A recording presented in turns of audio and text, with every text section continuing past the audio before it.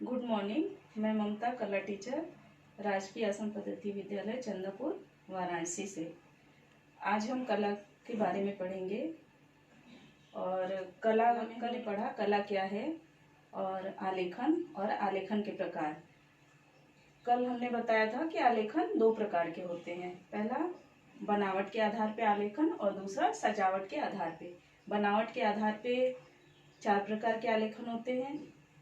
पहला प्राकृतिक आलेखन, दूसरा अलंकारिक आलेखन, तीसरा ज्यामितीय आलेखन और चौथा सूक्ष्म आलेखन। आज हम दूसरा उसका भाग पढ़ेंगे। सजावट के आधार पर आलेखन 5 प्रकार के होते हैं। पहला किनारी के आलेखन, कोने के आलेखन, केंद्र के आलेखन, धरातल के आलेखन और मुख पृष्ठ के आलेखन। पहला किनारी के आलेखन। वे आलेखन जो किसी वस्तु जैसे साड़ी, मेजपोश, चादर आदि पे बनाए जाते हैं। किनारी के आलेखन वे आलेखन है जो जैसे साड़ी का बॉर्डर और मेजपोश में बॉर्डर बनाया जाता है और साड़ियों में भी बॉर्डर बनाया जाता है। और चादर, जैसे चादर में किनारे पे डिजाइन बनाए होते हैं और बीच में भी डिजाइन बने होते हैं। मेजपोश भी वैसे ही बना होता है, किनारी बने होते हैं और उसमें बीच में भी डिजाइन बनाए जाते हैं।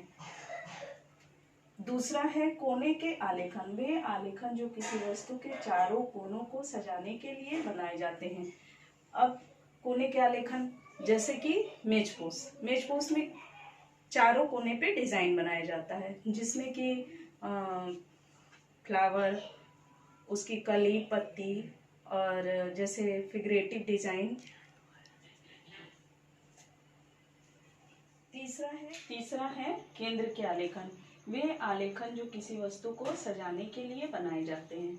जैसे किसी भी कपड़े पे डिजाइन बनाया जाता है तो उसमें केंद्र में डिजाइन बनाया जाता है, यानी सेंटर में।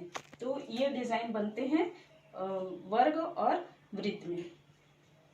चौथा है धरातल के आलेखन। वे आलेखन जो किसी वस्तु के समस्त धरातल को सजाने के लिए बनाए जाते हैं। धरातल के आलेखन वे आलेखन है जो किसी भी धरातल को, यानी किसी वस्तु जैसे फर्श पे या दीवार पे बनाए जाते हैं, वो धरातल के आलेखन कहलाते हैं। पांचवा है मुख पृष्ठ के आलेखन। वे आलेखन जो किसी पुस्तक, डायरी, पत्रिका आदि के मुख पृष्ठ को सजाने के लिए बनाए जाते हैं। जैसे किसी पुस्तक यानी किताब, डायरी और पत्रिका के मुख पृष्ठ, पहले पन्ने को सजाने के लिए आलेखन जो बनाए जाते हैं या जो भी डेकोरेशन या डिजाइन किया जाता है, वो मुख पृष्ठ के आलेखन कहलाते हैं। अब आ जाएंगे आलेखन की इकाई एवं उसकी आवृत्ति। आलेखन बनाने के लिए एक निश्चित आकार जैसे आयत, वर्ग, वृत्त, अर्धवृत्त, त्रिभुज आदि दिया होता है। इस आकार को आलेखन की उपयोगिता के अनुसार कुछ भागों 2, 3 या 4 में बांट लेते हैं।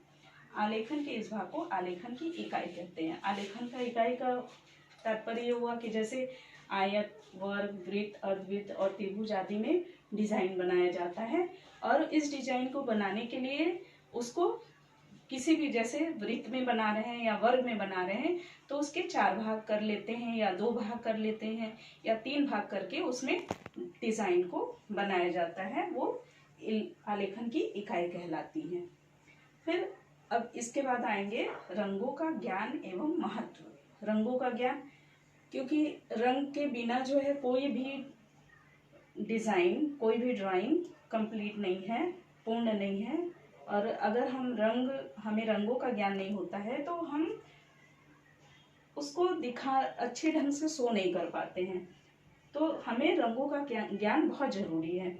रंगों का आलेखन में बड़ा महत्व है। रंगों के पूर्ण ज्ञान के बिना उनका सही प्रयोग संभव नहीं है। यानी कि अगर हम कोई भी डिजाइन बनाते हैं या कोई भी चित्र बनाते हैं तो रंगों का अगर ज्ञान होगा, सही ज्ञान होगा, तो वो चित्र ज्यादा सुंदर लगेगा, अच्छा लगेगा देखने में।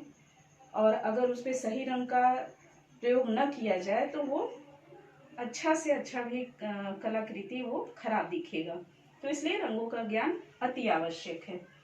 रंगों के 2 प्रकार होते हैं। प्रारंभिक रंग और द्वितीयक रंग। और प्रारंभिक रंग मुख्यतः 3 हैं। पहला प्रारंभिक रंग, मुख्य या मूल रंग, जिनको मूल रंग कहते हैं। ये मुख्य 3 रंग हैं, लाल, पीला और नीला। और द्वितीयक रंग को गौण रंग भी कहा जाता है। और द्वितीयक रंग होते हैं इन प्रारंभिक मूल रंगों को मिलाने से, इनके संयोग से जो दूसरा रंग बनता है वो गौण रंग कहलाता है। जैसे लाल और नीला मिलाने से बैगनी, और हरा और पीला मिलाने से धानी, और लाल और पीला मिलाने से नारंगी। ये गौण रंग कहलाते हैं। प्रसिद्ध जर्मन वैज्ञानिक ऑस्टवाल्ड के अनुसार उन्होंने 8 रंगों को बताया है। उनके कलर चक्र में 8 रंग बताए गए हैं, जो कि प्रारंभिक 4 रंग और गौण द्वितीयक 4 रंग हैं, जिनमें है लाल, हरा, नीला, पीला, नारंगी, आसमानी, धानी और बैगनी। ये 4 रंग बताए गए हैं। टोटल 8 रंग। ओस्टवाल्ड कलर चक्र में 4 प्राथमिक रंग और 4 द्वितीयक रंग बताए गए हैं। 4 प्राथमिक रंग में है लाल, नीला, गहरा हरा और पीला। और द्वितीयक रंग हुए नारंगी, बैगनी, आसमानी और धानी।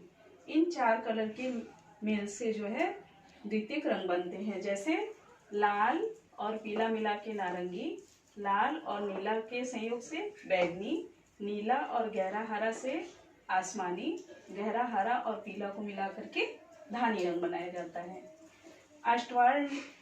ऑस्टवाल्ड ने 8 रंगों को प्रमुख आदर्श रंग माना है।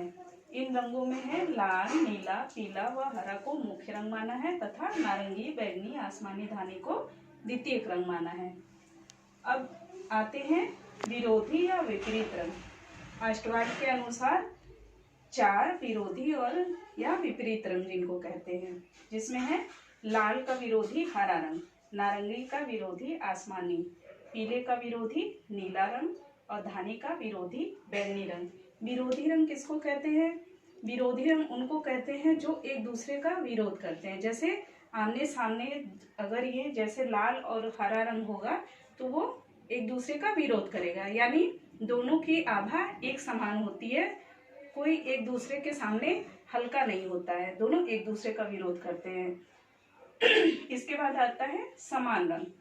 समान रंग क्या कहलाते हैं? सहयोगी रंग। सहयोगी रंग वो कहलाते हैं जो एक दूसरे का सहयोग करते हैं, जैसे पीला, नारंगी, लाल। यानी सहयोगी रंग ये उनको भी बोलते हैं जो कि फैमिलियर रंग कहलाते हैं, मतलब एक ही फैमिली के, वो विरोध नहीं करते एक दूसरे का सहयोग करते हैं। पीला, नारंगी, लाल, नारंगी, लाल, बैगनी। तीसरा है लाल, बैगनी, नीला, बैगनी, नीला, आसमानी, नीला, आसमानी, हरा, आसमानी, गहरा हरा, धानी, गहरा हरा, धानी, पीला तथा 8वां है धानी, पीला और नारंगी। तो समान रंग कुल कितने हैं? 8, जो कि यहाँ दिए गए हैं। तटस्थ रंग, सफेद व काला।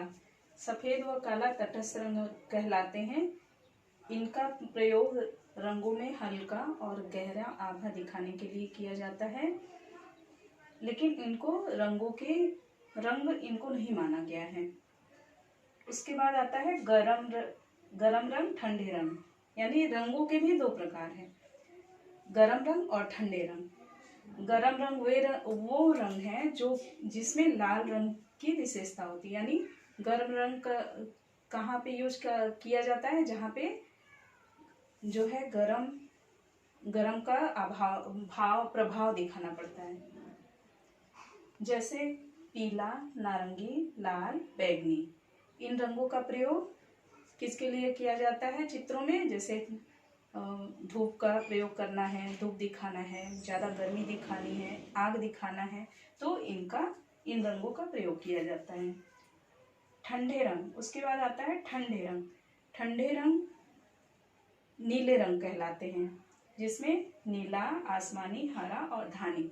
ठंडे रंग वे रंग होते हैं जो हमारी आँखों को ठंडक पहुँचाते हैं और सुकून पहुँचाते हैं, जो कि जैसे पेड़ पौधा और पानी का दृश्य, ये सभी क्या होते हैं, इन इन चित्रों में इनका प्रयोग किया जाता है। किन रंगों का? ठंडे रंगों का प्रयोग किया जाता है, नीला, आसमानी, हरा और धानी रंगों।